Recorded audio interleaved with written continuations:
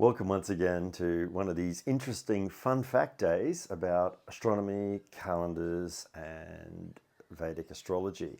And today we're talking about how we've just stepped out of the spring or autumn equinox, depending what spinning part of the hemisphere you're in. So if you're in the north, it is definitely to the spring equinox.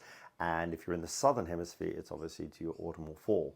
So we've just crossed out of this and we're moving through what was actually traditionally known as we come up to the 1st of April, which is April Fool's Day. However, April Fool's Day was actually used by the Catholic Church because they changed this back in 1582 when they changed the calendar from the Julian calendar to the Gregorian calendar, and thereby it created a lot of challenges and havoc and everything because they were using things that were slightly out of sync with the actual time matrix. Okay, so it's actually 365.2422 days in an actual year. Every 4 years we get a leap year, so that might be interesting as well. So when we're actually starting this, we're actually starting our new year here. So we're actually starting to go from Pisces and kick into Aries. It sort of kicks things into gear. We sort of come out of the last part.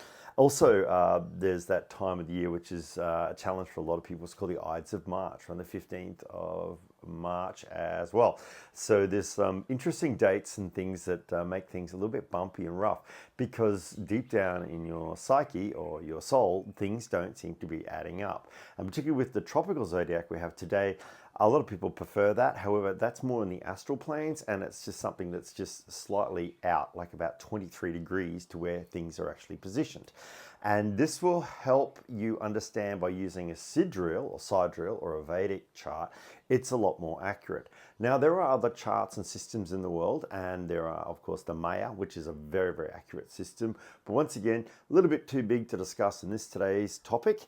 We just want to look at how things have moved from the equinox, and this is where they do judge the Easter time period every year. It's the first full moon after the equinox. It's the first full moon. I don't care what religion you belong to, that's how they do it, and that's how it's always done. That's right, because they rubbish astrology, particularly if it is rubbish.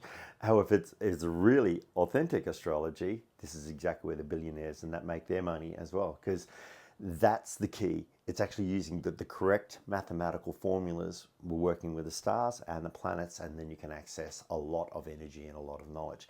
And if you're not using that, you're just using sort of vague astrology that's, sort of in the newspapers and the magazines. It doesn't have a lot of guts to it. You want to get the real power and the real truth behind it, where the actual position of the stars are.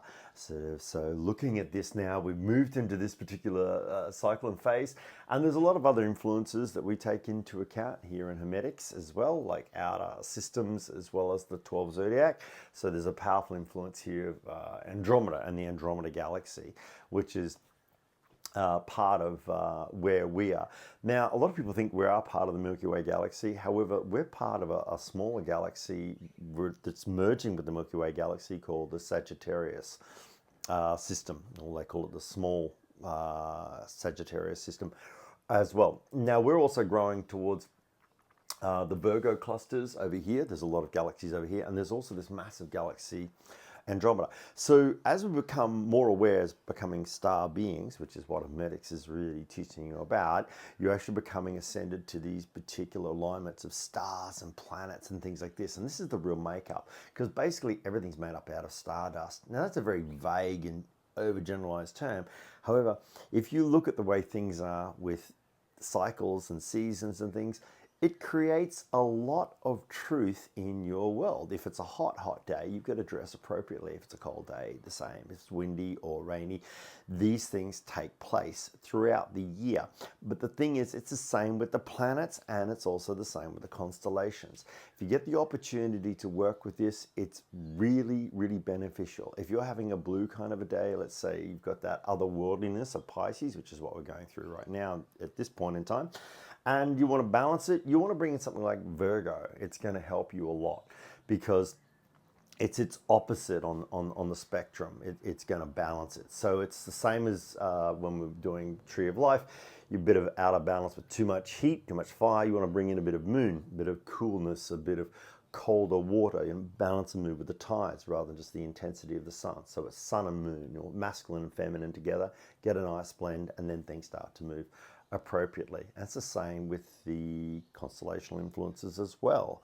And later, as we go into it, you can get more into it. There's another thing called the mutable cross that might help you as well, and that's using two other aspects of that particular part of the constellation. So at 90 degrees to Pisces, you have Gemini, and if you go back the other way, 90 degrees to Pisces, you have Sagittarius. So that gives you Geminis to air, you have Pisces to water, you have Sagittarius to fire, and of course 90 or 180 degrees across the board, you have Virgo, which is to earth. So it's fire, earth, air, and water. And if you centralize that, you can balance your etheric energy or your Akasha. Thanks very much for joining us.